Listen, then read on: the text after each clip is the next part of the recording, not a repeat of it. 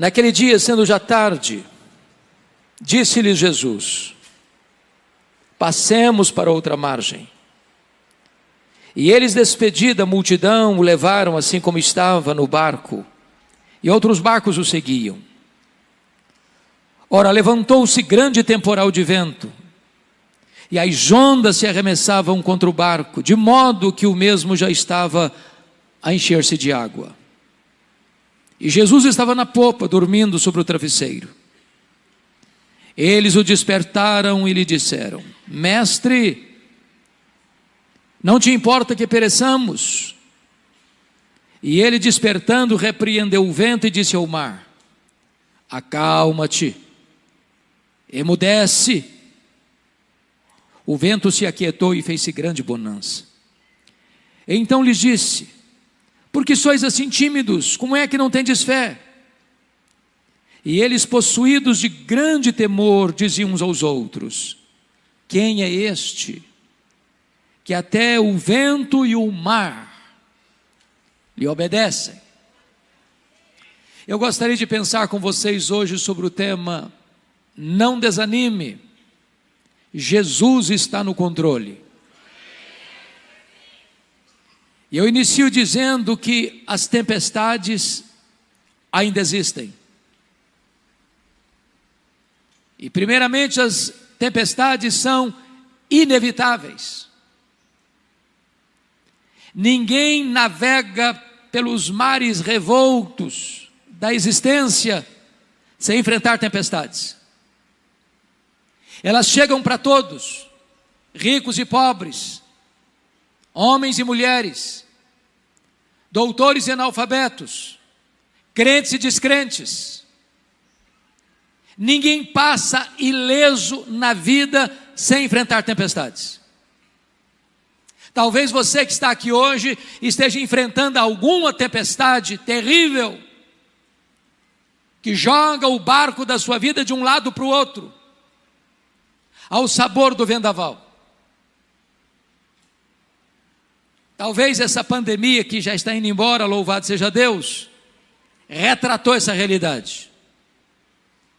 Morreram jovens e velhos, ricos e pobres, médicos e pacientes, empresários e empregados, pastores e ateus, porque a tempestade atinge a todos, indistintamente. Mas em segundo lugar, as tempestades da vida não são apenas inevitáveis, elas são também imprevisíveis. Elas chegam de súbito, sem mandar aviso prévio. E às vezes colocam a sua vida de ponta cabeça. É um acidente grave. É um divórcio doloroso. É um luto traumático. É um rompimento de um namoro, de um noivado, deixando sequelas e cicatrizes. É uma perda financeira radical. É uma situação que você nunca imaginou passar na vida, mas está passando. Sabe por quê? Porque as tempestades são imprevisíveis. Elas chegam sem você jamais ter imaginado passar por elas. Esse fato pode ser ilustrado pela própria geografia deste espaço aqui. Eu acho que todos vocês sabem que o chamado Mar da Galileia, ou Lago de Genezaré, ou Lago de Tiberíades, não é um mar, é um lago. E é um lago de águas doces. O maior reservatório de água doce do Oriente Médio. Esse lago tem 21 quilômetros de comprimento por 14 de largura. Esse lago está encurralado por montes, do lado oriental as montanhas de Golã e do lado ocidental as montanhas da Galileia. Esse lago está a 220 metros abaixo do nível do mar Mediterrâneo. E um fato muito curioso acontece nessa região. No extremo norte de Israel está o monte mais alto de Israel, o Monte Hermon, cujo cimo fica coberto de gelo praticamente o ano todo. E então, de vez em quando, o vento gelado desce dessas montanhas cobertas de gelo, encurralado pelos montes, bate na superfície desse lago. Às vezes, sol a pino e começa uma tempestade de vento, repentinamente. Foi certamente isso que aconteceu.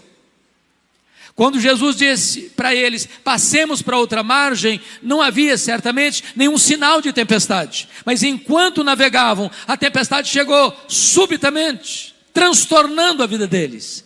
É assim na vida também. Você não planeja, você não espera, mas a tempestade chega. Mas em terceiro lugar, as tempestades são também inadministráveis.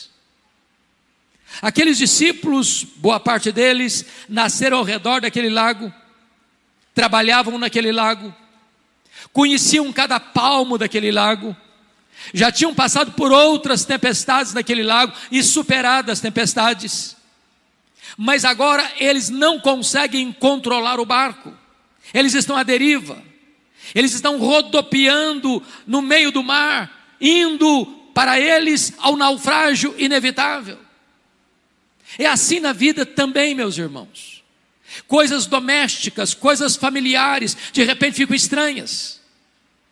Relacionamentos tão harmoniosos, de repente ficam tempestuosos. Aquele filho, aquela filha tão obediente, de repente se torna rebelde. Aquele marido tão amável, de repente se torna tão duro no trato. Aquela esposa tão carinhosa, de repente se transforma numa mulher indiferente e ácida. As circunstâncias da vida que pareciam tão favoráveis e você estava ainda de vento em popa, de repente o vento contrário começa a lançar-se sobre você e a sua vida começa a sofrer riscos e perigos. E você não consegue administrar. E as rédeas saem das suas mãos e o leme não obedece mais o seu comando. Mas em quarto lugar, bendito seja Deus, as tempestades são também pedagógicas. Entendamos isso, irmãos. Nós cremos numa doutrina gloriosa que nós chamamos de soberania de Deus. Nós não cremos em acaso, nós não cremos em sorte, nós não cremos em azar, nós não cremos em determinismo cego, nós não cremos em olho gordo, nós não cremos em misticismo. Nós cremos que a mão de Deus dirige o nosso destino. Nós cremos que Deus está no trono, que Ele tem as rédeas da história em suas mãos, e que nenhuma folha cai de uma árvore no outono sem que Deus saiba, sem que Deus permita. As tempestades que vêm sobre a sua vida não vêm para destruir você, vêm para fortalecer e tonificar as musculaturas da sua alma. As tempestades não vêm para nos destruir, vêm para nos fortalecer, não vêm para nos reprovar, vêm para nos aprovar na presença de Deus. Então, dito isto, à guisa de introdução, com a Bíblia aberta comigo no texto, eu gostaria que você considerasse essa passagem comigo. O contexto aqui é que Jesus passara todo aquele dia ensinando as parábolas do reino. E se você já deu aulas, ou pregou, ou deu palestra um dia inteiro, no final do dia você está exausto. E então diz a Bíblia que depois de dar estas palestras sobre o reino de Deus, ensinar essas parábolas, Jesus diz para os seus discípulos: passemos para outra margem. E diz a Bíblia que Jesus entrou no barco, pegou um travesseiro, foi lá para trás do barco na popa, deitou e dormiu, porque ele era homem, perfeitamente homem, e estava cansado. E nesse momento então os discípulos começam a navegar, quando a tempestade súbita chega, e eles tentam administrar o problema, e não conseguem. E de repente, quando o barco estava à deriva e prestes a naufragar, eles recorrem a Jesus com uma pergunta em tom de censura: mestre, não te importa que pereçamos? E diz a Escritura que Jesus levanta, acalma o mar, aquieta o vento e pergunta para eles: por que sois assim tímidos? Como é que não tendes fé? E eles olham uns para os outros espantados e tomados de santa reverência e perguntam: mas quem é este que até o vento e o mar lhe obedecem? Se vocês perceberam comigo, essa passagem está regida por 3 perguntas. No verso 38, a pergunta dos discípulos a Jesus: mestre, não te importa que pereçamos? No verso 40, a pergunta de Jesus para os discípulos: por que sois assim tímidos? Como é que não tendes fé? A terceira pergunta está no verso 41, é entre os discípulos: quem é este que até o vento e o mar lhe obedecem? Se o texto está regido por essas três perguntas, é sobre elas que vamos conversar com vocês nesta noite. Vejamos a primeira pergunta. Mestre, não te importa que pereçamos? Eu quero dizer que essa é a sua pergunta, essa é a minha pergunta, essa é a nossa pergunta na hora da dor, na hora da angústia, na hora do desespero, na hora que a morte nos mostra a sua carranca, na hora que as circunstâncias saem das nossas mãos, na hora que o medo tenta nos encurralar, na hora que as forças do nosso braço já não existem mais, na hora que o barco da nossa vida não obedece mais o nosso comando, todos nós ficamos aflitos. E nessa hora você pensa: meu Deus, por que o Senhor não me socorre? Por que essa tempestade veio? Por que comigo? Por que agora? Por que desse jeito? E quando eles recorrem a Jesus, eles recorrem não só com a pergunta, mas com a censura. Eles estão dizendo o seguinte: não vais fazer nada? Não estás vendo o nosso perigo? Não estás percebendo a nossa angústia? Não estás notando que esse mar está nos engolindo vivos? Vais continuar dormindo? Essa é a pergunta que nós fazemos. Mas por que eles estão fazendo essa pergunta? O que não está bem resolvido na cabeça deles? Primeiro, não está bem resolvido na cabeça deles o fato de Jesus ter dado uma ordem para eles: passemos para outra margem. E na medida em que eles obedecem a Jesus, eles enfrentam a tempestade. Na nossa cabeça, via de regra, o raciocínio é esse: com Cristo no barco tudo vai muito bem, vai muito bem, vai muito bem. Com Cristo no barco tudo vai muito bem. E aí você pensa assim: se Jesus está conosco, não tem tempestade, não tem crise, não tem problema, não tem luta, não tem dor, não tem surpresa. Quando você obedece a Jesus, o que você espera? Vai dar tudo certo.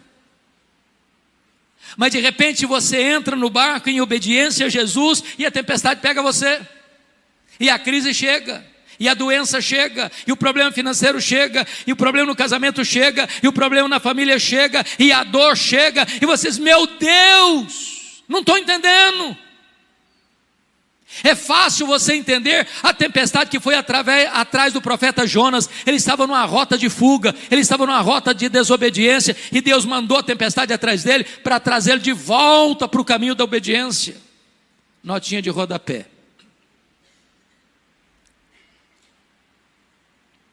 crente rebelde e desobediente é endereço certo de tempestade, sabia? Deus vai mandar a tempestade atrás de você, não para destruir você, para trazer você de volta. Agora, o que você e eu não entendemos é como nós estamos fazendo a vontade de Deus e a tempestade nos apanha.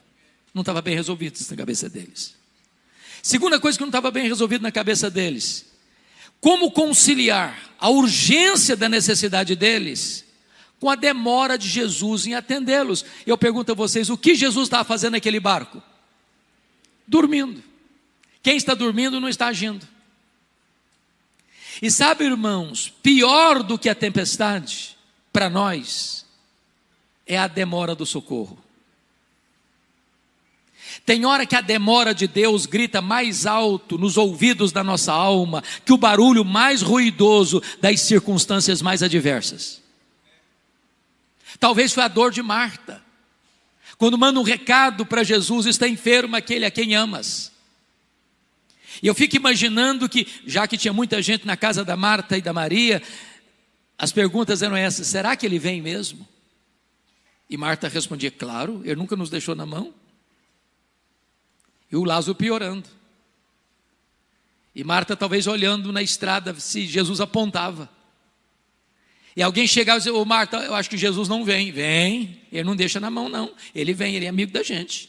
Ele não vai nos deixar de socorrer não. Ele vai chegar. E o Lázaro piorando. Daqui a pouquinho alguém chega e diz: ô Marta, seu irmão acabou de morrer. E o seu Jesus não chegou. Os judeus que estavam na casa da Marta disseram assim: por que ele não curou o Lázaro? Ou por que não evitou que Lázaro morresse? Ele não fez curas à distância, por que não curou o Lázaro? Quantas vezes você já passou noites indormidas, madrugadas insones, com essa grande angústia: meu Deus, por que o Senhor deixou isso acontecer? Por que o Senhor permitiu isso? Por que o Senhor não veio? Por que o Senhor não socorreu? Por que o Senhor está demorando? Por que eu oro e a doença se agrava? Por que eu peço e o problema não se resolve? Por que eu insisto e choro e jejuo e clamo, e a única voz que eu escuto é o barulho das ondas sovando o barco da minha vida? Na cabeça deles não está bem resolvido isso.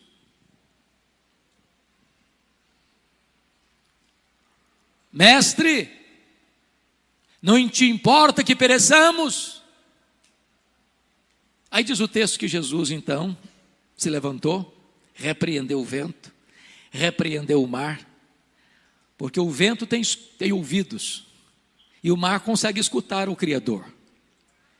E eu fico imaginando que o mar, como uma fera selvagem, ao escutar o comando do Criador, vai se encolhendo, e o vento vai se recolhendo às recâmaras, e tudo se faz calmo e bonançoso.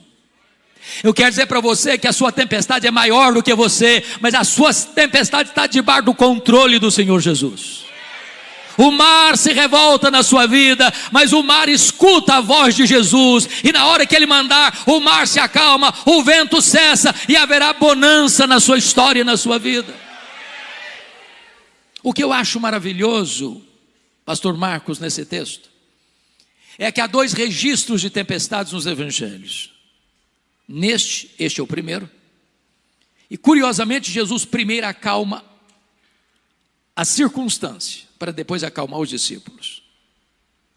Lá na segunda tempestade, relatada em Mateus 14, 22 a 33, o mar também está revolto, mas Jesus não está com eles, e Jesus vem caminhando sobre o mar, e os discípulos ficam apavorados, pensando que é um fantasma, e antes de Jesus acalmar a tempestade, Jesus acalma os discípulos, dizendo assim: tende bom ânimo, sou eu, não tenham medo. Por que Jesus mudou de metodologia na segunda tempestade? Porque tem hora que Jesus sabe que a tempestade da sua vida não está dentro de você, está fora de você. Tem hora que Jesus sabe que a tempestade não está fora de você, está dentro de você. Tem hora que Jesus não tem que acalmar a circunstância, tem que acalmar o seu coração.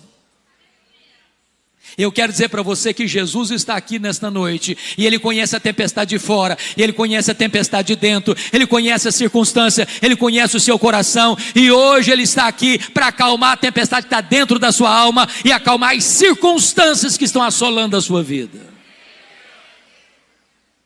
E depois que Jesus acalma o mar e o vento, agora vem a segunda pergunta do texto, e Jesus pergunta assim: por que vocês estão com medo? Por que vocês não têm fé? E eu fico perguntando a mim mesmo: meu Deus, se eu estivesse lá, eu estaria com medo? Um barco frágil, de noite, o mar moendo o barco rodopiando no meio do mar, se enchendo d'água, indo à beira do naufrágio, você estaria com medo? Eu só fiz, pastor Marcos, um cruzeiro com navio grande na vida. Fiz vários cruzeiros pequenos, mas navio grande só fiz um na vida. Saiu de Santos para as praias do interior do Rio de Janeiro. E eu prometi a mim mesmo nunca mais fazer outro cruzeiro na vida. Prometi, para mim mesmo. Ondas de 5 metros. Meus irmãos, não ficou ninguém sem nausear naquele navio. Nós íamos para jantar, e cambaleando, segurando nas paredes, e voltava sem chegar no refeitório, vomitando pelo corredor. uma coisa horrorosa. E quando saímos do rio, nessa circunstância, sabendo que tinha 8 horas pela frente, eu fiz uma oração: meu Deus, ou eu durmo ou eu morro. Agora pensa num barquinho pequeno, a morte mostrando a carranca. Você estaria com medo? E Jesus disse: por que vocês estão com medo? Como é que vocês não têm fé? A grande pergunta nesse texto é: por que eles deviam ter fé e não medo? Para ajudar vocês num recurso mnemônico da memória, dar-lhes-ei 4 motivos pelos quais eles não deviam ter medo e sim fé. Todos 4 começando com a letra P. Primeiro, por que eles deviam ter fé e não medo? Primeiro, por causa da promessa de Jesus. Olha o versículo 35. Passemos para outra margem. Se Jesus disse passemos para outra margem, qual era o destino deles? A outra margem. Então, vou lhes dizer uma frase, que se vocês guardarem a frase, me dou por contente nesta noite. Promessa de Jesus e realidade são a mesma coisa. Porque Ele vela pela sua palavra em a cumprir, e nenhuma de suas promessas cai por terra. Você não vive, como já ouvimos aqui hoje, por vista, você vive pela fé. E fé é você crer que o que Deus falou é verdade. Se o Senhor disse a outra margem, não é o fundo do mar, é a outra margem. Não importa o tamanho da tempestade, você vai chegar na outra margem. Você vai para um lugar seguro. O seu destino não é o naufrágio, o seu destino é o porto final, é o lugar seguro, é a outra margem.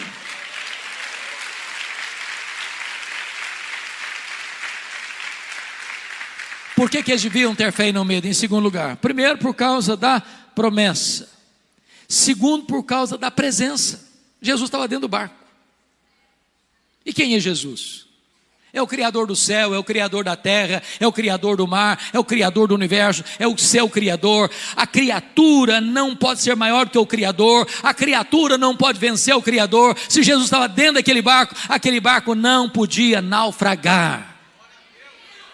Meu amado irmão, nós não vamos deixar de ter medo. Não, eu não tenho medo porque eu sou um cara valente, eu não tenho medo porque eu sou um cara forte, eu não tenho medo porque eu sou um leão, eu não tenho medo porque qualquer coisa eu enfrento no peito, porque eu sou bom, porque eu sou isso. Não, você não precisa ter medo, não é porque você é forte não, você é fraco, eu sou fraco, mas o seu Deus é forte, o seu Deus é todo poderoso, o seu Deus é onipotente, o seu Deus está com você. Disse Davi: eu não temo a sombra da morte, porque tu estás comigo, a tua vara e o teu cajado me consolam. E Jesus prometeu: eis que eu estou convosco todos os dias, até a consumação dos séculos.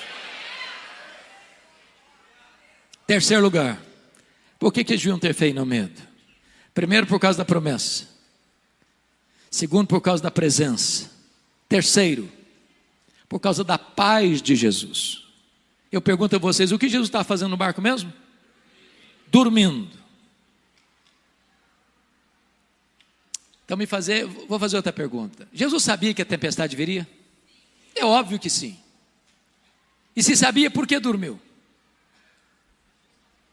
Dormiu porque tinha plena consciência que tudo estava sob controle. Me permita dizer isso: paz não é ausência de tempestade. Paz é a certeza que, apesar da tempestade, Jesus está no controle.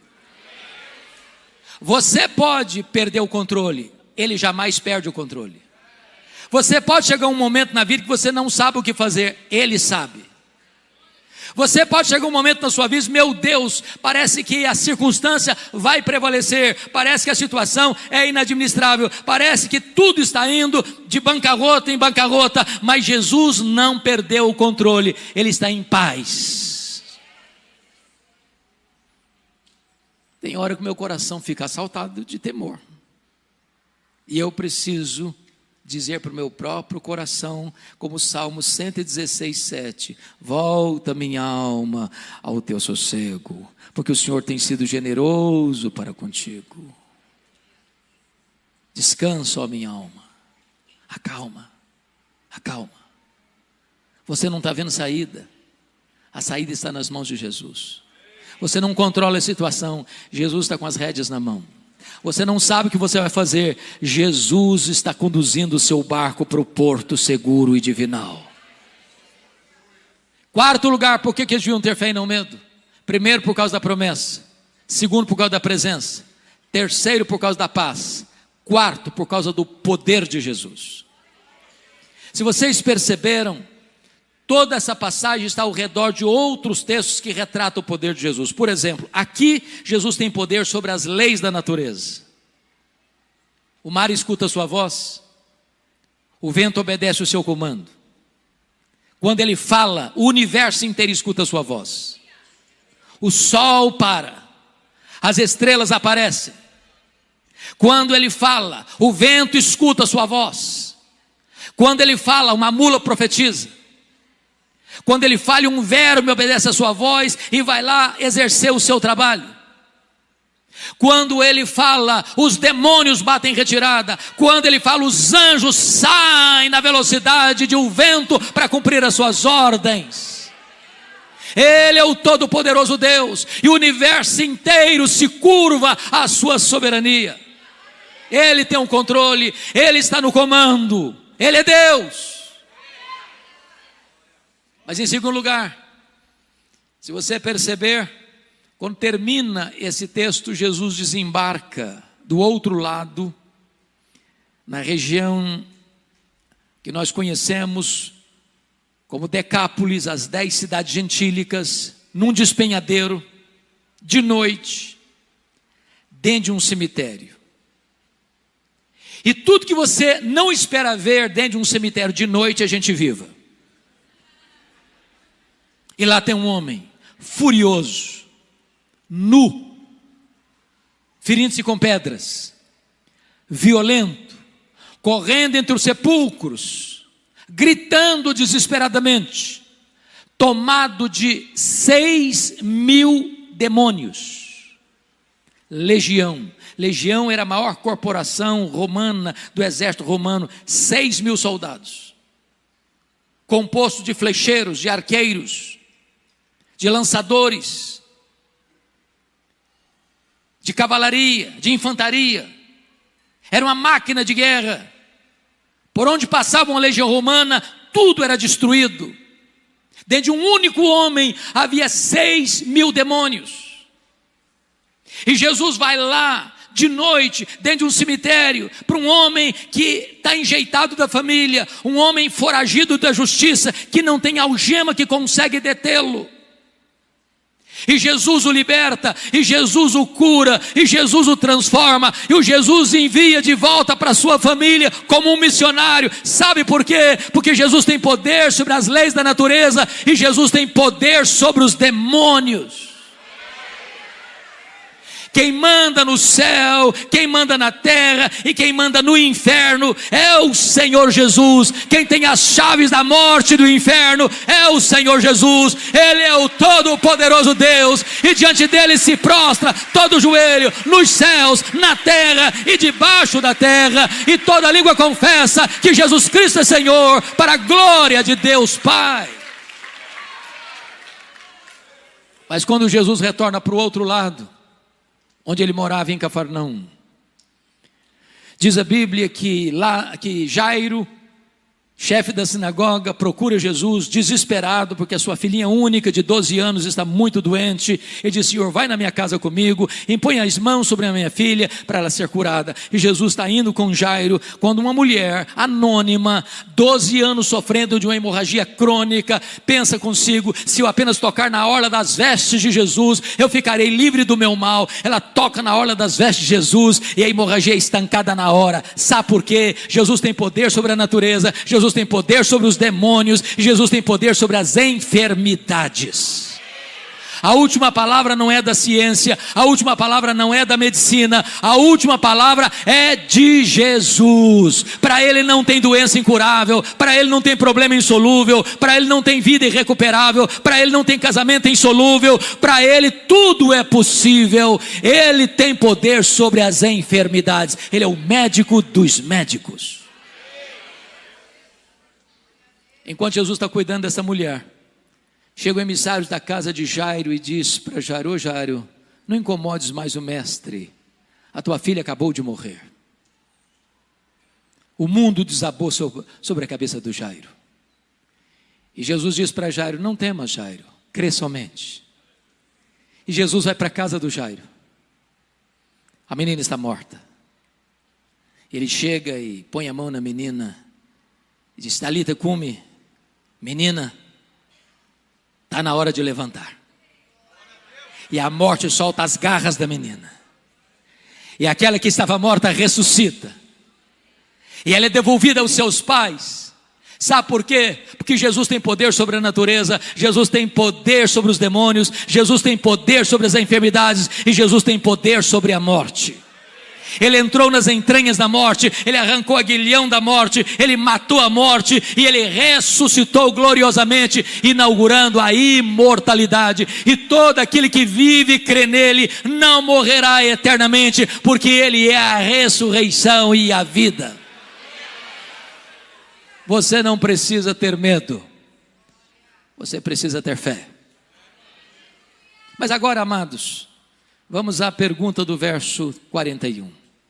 Agora não é a pergunta dos discípulos para Jesus, agora não é a pergunta de Jesus para os discípulos, agora é a pergunta entre os discípulos. E eu fico imaginando a cena, pastor Marcos, aqueles discípulos molhados, pelos jorros d'água que batiam no barco frágil, o mar calmo como a fera que recua, tremendo diante do domador. E agora eles olham espantados uns para os outros e perguntam assim: quem é este? Quem é este que até o vento e o mar lhe obedecem? E nós poderíamos responder esta pergunta nesta noite: quem é este? Este é aquele que com o Pai e com o Espírito Santo, lá nos refolhos da eternidade, antes do mundo ser criado, participou de um conselho eterno, onde a sua vida foi planejada, e Deus amou você com amor eterno. Este é aquele que no princípio criou todas as coisas, porque todas as coisas foram feitas por Ele e por intermédio dEle, e nada do que foi feito se fez sem Ele. Ele criou as coisas visíveis e invisíveis. Quem é este? Este é aquele que sustenta o próprio universo com as suas mãos poderosas. Quem é este? Este é aquele de quem os patriarcas falaram, para quem os profetas apontaram. Este é aquele que foi simbolizado pelo Cordeiro da Páscoa. Este é aquele que foi simbolizado pelo maná que caía do céu. Este é aquele que foi simbolizado pela água que brotava da rocha. Este é aquele que foi simbolizado por aquela nuvem que guiava o povo de dia, por aquela coluna de fogo que guiava o povo de noite. Este foi simbolizado pelo tabernáculo, este foi simbolizado pela arca da aliança, este foi simbolizado pelo templo de Israel, este foi simbolizado pelas festas de Israel, este foi simbolizado pelos sacrifícios realizados no templo, este foi simbolizado pelo sábado. Tudo era a sombra dele, ele é a realidade.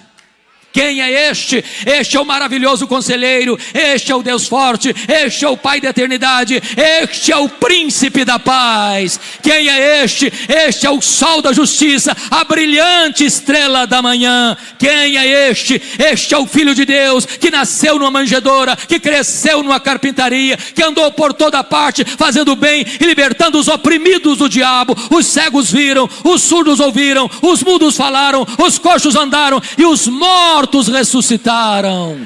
Quem é este? Este é o grande eu sou, este é o sol da justiça, este é a luz do mundo, este é o pão da vida, este é a porta, este é o bom pastor, este é a ressurreição e a vida, este é o caminho e a verdade e a vida, este é a videira verdadeira. Quem é este? Este é o cabeça da igreja, este é o fundamento da igreja, este é o dono da igreja, igreja, este é o edificador da igreja, este é o protetor da igreja. Quem é este? Este é o Verbo eterno, pessoal, divino, que se fez carne e habitou entre nós, cheio de graça e de verdade, e vimos a sua glória, glória como do unigênito do Pai. Quem é este? Este é o Salvador, este é o Messias, este é o Senhor dos senhores, este é o Rei dos reis, este é o amado da nossa alma, este é a nossa paz, este é a nossa alegria, este é a nossa justiça, este é a nossa herança. Quem é este? Este é o eterno Filho de Deus, que veio ao mundo por amor de nós, que suou no Getsemane, que sangrou no Getsemane, que foi cuspido no sinédrio judaico, que foi espancado no pretório romano. Quem é este? Este que é aquele que carregou o seu lenho pelas ruas de Jerusalém, é aquele que foi pregado no leito vertical da morte, é aquele que morreu pelos nossos pecados e ressuscitou para a nossa justificação. Quem é este? Este é aquele que voltou para o céu, assentou no trono e derramou o Espírito Santo sobre a igreja. Quem é este? Este é o nosso grande sumo sacerdote, este é o nosso supremo advogado, este é aquele que está sentado no trono e tem as rédeas da história em suas mãos, é aquele que governa, é aquele que reina, é aquele que julga. Quem é este? Este é aquele que vai voltar pessoalmente, visivelmente, audivelmente, repentinamente, inesperadamente, gloriosamente, para buscar a sua igreja. Quem é este? Este é o juiz de vivos e de mortos, que vai julgar as nações. Quem é este? Este é aquele que vai reinar com a sua noiva, este é aquele que vai banquetear com o seu povo, este é aquele que nós veremos face a face, este é aquele que vai enxugar dos nossos olhos toda lágrima, este é aquele com quem reinaremos para sempre e sempre e sempre e sempre. Este é aquele que diz para você e para mim nesta noite: você não precisa ter medo, você precisa ter fé. A Ele a honra, a Ele a glória, a Ele o louvor agora e eternamente.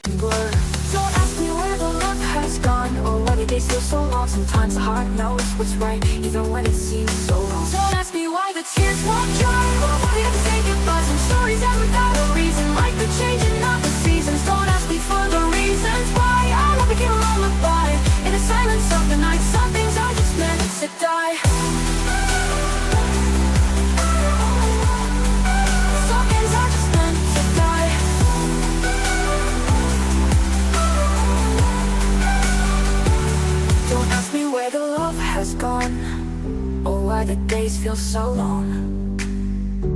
Sometimes the heart knows what's right, even when it seems so wrong. Oh, don't ask me why the tears won't dry, or why we have to say goodbye. Some stories end without a reason, like the changing of the seasons. Don't ask me for the reasons why all of it became a lullaby in the silence of the night.